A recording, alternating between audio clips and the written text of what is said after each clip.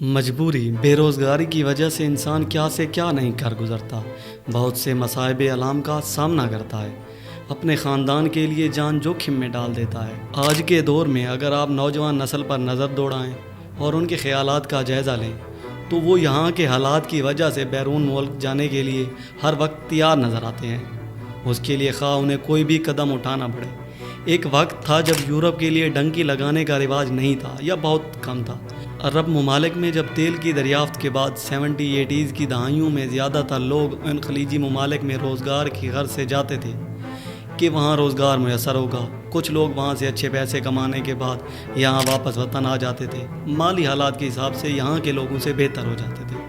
مگر ان دیکھا دیکھی جو ہمارے ہاں اکثر اوقات پایا جاتا ہے، دوسرے بھی اسی چال کو پکڑنے کی کوشش کرتے ہیں، اکثریت اسی راہ کا انتخاب کرنے لگتی ہے۔ انہیں حالات پر، حقیقی واقعات پر مبنی فلم دیکھی ہے لائف آف گاڈ، بکری کی زندگی۔ آسان الفاظ میں آپ اسے کہہ سکتے ہیں جانوروں والی زندگی یا غیر انسانی، غیر مہذب زندگی، مشکلات، مصائب علام سے دوچار زندگی۔ یہ فلم ہندوستان میں ملیالم فلم انڈسٹری، ملیالم زبان ساؤتھ انڈین فلم ہے۔ سوشل میڈیا پر اس کے چرچے سنے تو دیکھنے کا اشتیاق ہوا۔ اکثر تو ساؤتھ انڈین فلموں کو مار دھاڑ، غیر منطقی مناظر فلمانے اور بے تکے سین ڈالنے، ہیروئزم دکھانے کی وجہ سے شہرت حاصل ہے کہ ایک شخص ہزاروں افراد کو مار رہا ہے وغیرہ۔ یہ فلم دیکھنے کے بعد یہ تسلیم کرنا پڑا کہ نئی نسل آرٹ اور فلم کو سمجھ رہی ہے۔ وہ فلم کی نزاکت، خاص طور پر اب ان حقیقی موضوعات پر کام کر رہے ہیں جو لوگوں کی زندگیوں پر گزرے ہیں۔ فلم کے ڈائریکٹر بلیسی جی ہیں جو ساؤتھ فلموں میں کافی اچھا کام کر چکے ہیں۔ یہ فلم کووڈ-19 کے زمانے میں بنائی گئی ہے جب ہندوستان میں لاک ڈاؤن کی وجہ سے لوگ بے روزگار ہو رہے تھے۔ اس فلم کو اردن میں فلمایا گیا ہے تاکہ فلم کے پلاٹ کو حقیقی منظر میں دکھایا جا سکے۔ سب کانٹیننٹ کے لوگ بڑی کثیر تعداد میں روزگار کے لیے خلیجی ممالک، سعودی عرب، دبئی، لیبیا، عراق، قطر جیسے ممالک میں جاتے ہیں۔ یہ فلم بھی ایک ایسے ہی شخص کی حقیقی زندگی پر بنائی گئی ہے جو انڈیا کے تمل ناڈو میں رہتا ہے، ایک دوست کے کہنے پر کہ اس کا بہنوئی سعودی عرب میں رہتا ہے، اچھے پیسے کماتا ہے، ویزا بھی مل جائے گا، آپ دبئی چلے جاؤ، آپ پاکستان میں بالکل جیسے ہوتا ہے۔ ایجنٹ لوگوں کے ساتھ فراڈ کرتے ہیں، کمپنی کے ویزے بتا کر بھیڑ بکریاں چرانے والے شیخوں کے پاس بھیج دیتے ہیں جو کہ سخت گیر عرب ہوتے ہیں۔ ان کے جانوروں کی دیکھ بھال کے لیے یہاں سے لوگوں کو سبز باغ دکھا کر وہاں بھیجا جاتا ہے، چاہے ان پر جو گزرے سو گزرے، ان کی زندگی کی برباد ہوتی ہے تو ہو، اس سے ایجنٹوں کو کیا غرض۔ آج بھی ویسا ہی ہوتا ہے، لوگ بے روزگاری سے تنگ آ کر بیرون ملک پیسہ بنانے کے لیے چلے جاتے ہیں۔ زیادہ تر لوگ ان پڑھ یا کم پڑھے لکھے ہوتے ہیں، وہ اپنے گھر والوں کے مالی حالات بہتر کرنے کے لیے کچھ بھی مزدوری کرنے کے لیے چلے جاتے ہیں اور یوں ان ایجنٹوں کے ہتھے چڑھ جاتے ہیں۔ ایسا ہی اس فلم میں دکھایا گیا ہے کہ ایک شادی شدہ لڑکا کس طرح گاؤں چھوڑ کر اپنے ہونے والا بچہ چھوڑ کر، بیوی کی کوکھ میں جو پل رہا ہوتا ہے اسے چھوڑ کر مستقبل کی فکر میں عرب ملک کے لیے نکل جاتا ہے۔ ایک خوبصورت بیوی کے ساتھ رومانس کے دن گزارنے کی بجائے وہ ایک ماں اور بیوی کو اکیلا چھوڑ کر جاتا ہے، اور جو سب سے پہلا مسئلہ انہیں درپیش آتا ہے وہ زبان کا ہی ہوتا ہے، اور پھر ان کا کفیل انہیں لینے نہیں پہنچتا۔ اب جو لوگ عرب ممالک میں جا چکے ہیں انہیں معلوم ہوگا کہ وہاں کفیل سسٹم رائج ہے کہ ایک عرب آپ کا ظاہراً مالک ہوتا ہے جس کے بیہاف پر لوگ یہاں سے وہاں جاتے ہیں، لوگ اس کے ہاں کام کے لیے جاتے ہیں۔ فلم میں دکھایا گیا ہے کہ دو لڑکے، انہیں ایک عرب ملتا ہے اور انتہائی تلخ لہجے میں، جو کہ عربیوں کا خاصا بھی ہے، بات کرتا ہے، یعنی خود کو عربی برتر قرار دیتے ہیں۔ اس طرح حکارت سے دونوں کو گاڑی میں بٹھا کر روانہ ہوتا ہے۔ اب جو لوگ نئی جگہ، نئے دیش میں جاتے ہیں، کچھ انجانا سا جذبہ اور انجانا خوف بھی ان کے اندر موجود ہوتا ہے اور وہ اس سے گہری حد تک محسوس کرتے ہیں۔ گاڑی عرب کے سخت موسم میں صحراؤں سے گزرتی ہوئی دور دراز کہیں جا رکتی ہے۔ دونوں لڑکوں کو الگ الگ کر دیا جاتا ہے جہاں سے اجمیوں کی گمنامی کا دور شروع ہوتا ہے۔ کمپنی میں کام کے لیے آنے والوں کو جاہل عربیوں کی بکریوں، اونٹوں کی دیکھ بھال میں جھونک دیا جاتا ہے، اور اب سے کچھ عرصہ قبل عربی کلچر کیونکہ غلاموں کی خرید و فروخت رہا ہے تو وہ دوسرے ممالک سے گئے لوگوں کے ساتھ غلاموں جیسا برتاؤ کرتے ہیں۔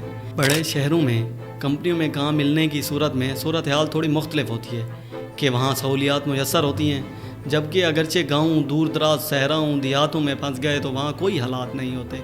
صحرا، ریت، جھاڑیاں، ریت کے ٹیلے، پانی کی کمی، دو چار عربی بس، یہی کل کائنات ہوتی ہے۔ وہاں قوانین کی عمل درآمد آج بھی نہ ہونے کے برابر ہے۔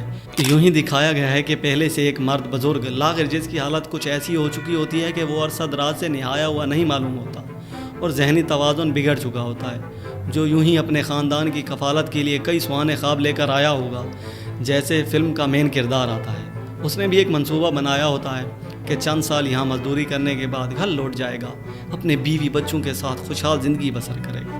خواب تو پھر خواب ہی ہوتے ہیں۔ اس حالت میں وہ بزرگ اپنی زندگی اپنے ہونے سے بھی بیزار نظر آتا ہے۔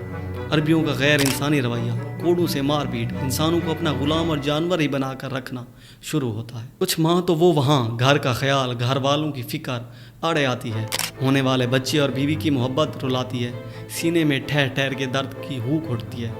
خوشیاں کمانے آیا تھا، خود بھی جہنم میں گیا اور گھر والوں کے لیے بھی غم کا سامان اکٹھا کر گیا۔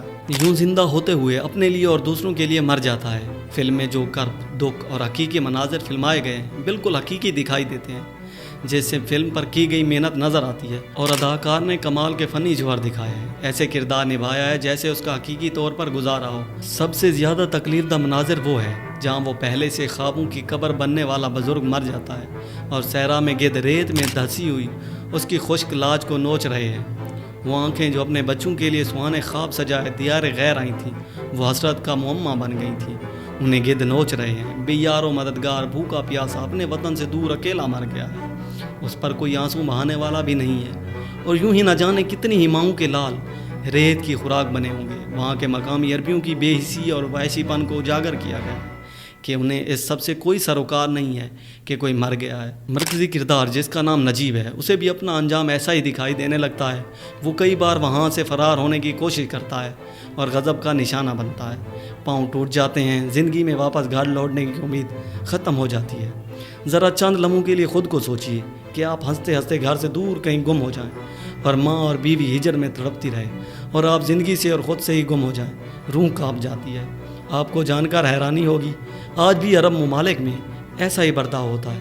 کئی واقعات وہاں سے لوٹنے والوں سے سنے ہیں جو وہاں سے فرار ہو کر کسی نہ کسی طرح کسی نہ کسی شہر پہنچ جاتے ہیں۔ ویسے ہی ایک روز نجیب اور حکیم کی بکریاں اونٹ چراتے ہوئے ملاقات ہو جاتی ہے۔ دونوں ایک بار پھر سے فرار ہونے کا راستہ اختیار کرتے ہیں۔ فلم کا یہ حصہ جس طرح سے فلمایا گیا ہے کمال ہے۔ صحرا میں سفر کے دوران کیا کیا حالات بنتے ہیں۔ پانی نہ ہونے کی وجہ سے کئی لوگ صحراؤں میں دفن ہو جاتے ہیں۔ صحرا کی وحشت، وہاں چلنے والی ہواؤں سے بھی خوف آتا ہے۔